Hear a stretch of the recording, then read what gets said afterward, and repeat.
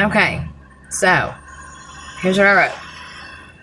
Dear Mr. Curtis, I'm writing to provide an account of the events that occurred on August 30th, 2024. Here's what happened. Randall and I were parked in the Geno's parking lot in Canova, West Virginia. We had an argument both inside and outside the car. When Randall got back in the car, he sat in the passenger seat and I got in the driver's seat.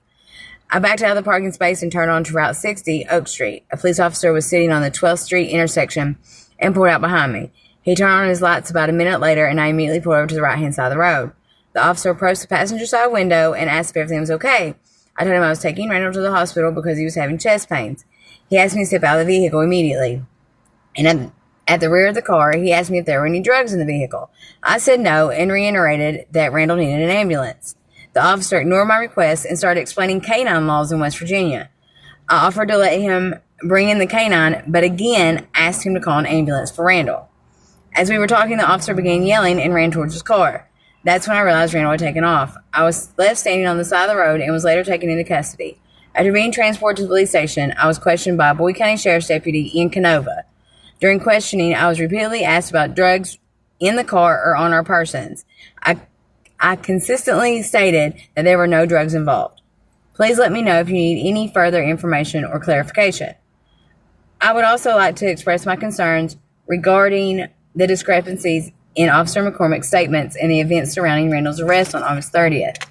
After reviewing the discovery documents with Randall, I have several concerns that I would like to bring to your attention.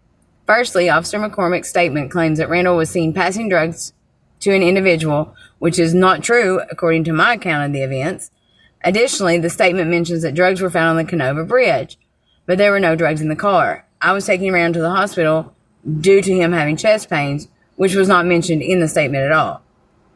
Furthermore, the statement focuses on the behavior towards Officer McCormick, focuses on Randall's behavior towards Officer McCormick, but omits any mention of his medical treatment. The claim that Randall attempted to take an officer's gun is also concerning, especially since Officer McCormick is the one taking the witness statements.